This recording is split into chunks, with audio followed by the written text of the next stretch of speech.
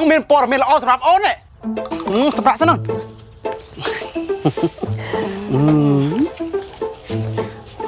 តិចថប់ថប់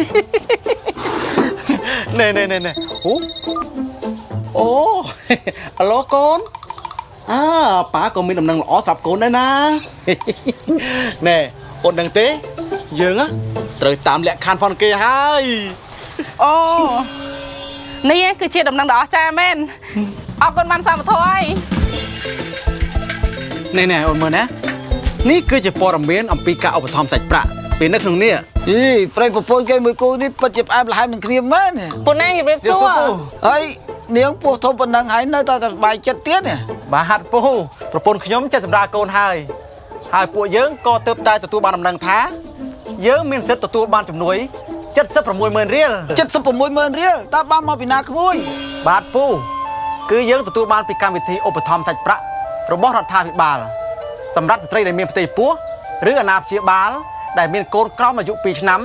ដែលមានបានសម្បត្តិប៉ុន្តែធ្វើយ៉ាងម៉េចទើបទទួលបានការឧបត្ថម្ភសាច់ប្រាក់នោះចាពូគឺយើងត្រូវទៅចុះឈ្មោះចូលរួមក្នុងកម្មវិធីនេះនៅសាលាឃុំឬសង្កាត់ដែលយើងរស់នៅដោយភ្ជាប់ជាមួយនឹងបានសម្បត្តិឬក៏បានអតិភិបនិងសភៅសុខភាពរបស់មេដាឬក៏បានសុខភាពរបស់កុមារហើយស្ត្រីដែលជាម្ដាយនឹងទទួលបានករណីវិញមួយដោយផ្ដល់ដោយអាជ្ញាធរឃុំសង្កាត់ទុកឲ្យយើងដកប្រាក់នៅពេលដែលយើងទៅពិនិត្យសុខភាពម្ដង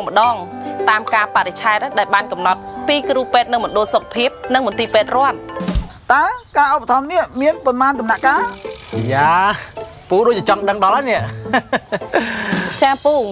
ការឧបត្ថម្ភនេះគឺមានច្រើនដំណាក់កាលតាំងពីយើងទៅពិនិត្យសុខភាពមុនពេលសម្រាលរហូតដល់កុមារមានអាយុ24ខែ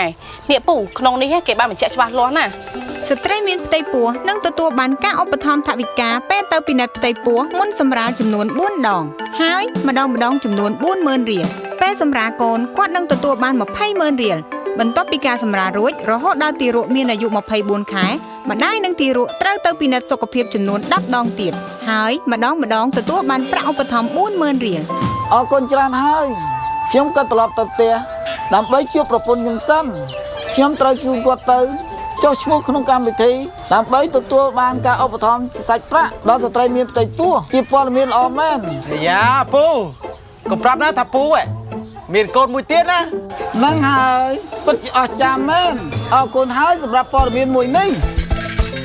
គ្រួសារដែលមានសុខភាពល្អគឺជាទ្រព្យដែលមិនអាចកាត់ថ្លៃបានសម្រាប់ព័ត៌មានបន្ថែមសូមតាក់ទងទៅសាលាឃុំដែលនៅជិតផ្ទះរបស់លោកអ្នកឬទូរស័ព្ទទៅលេខ1273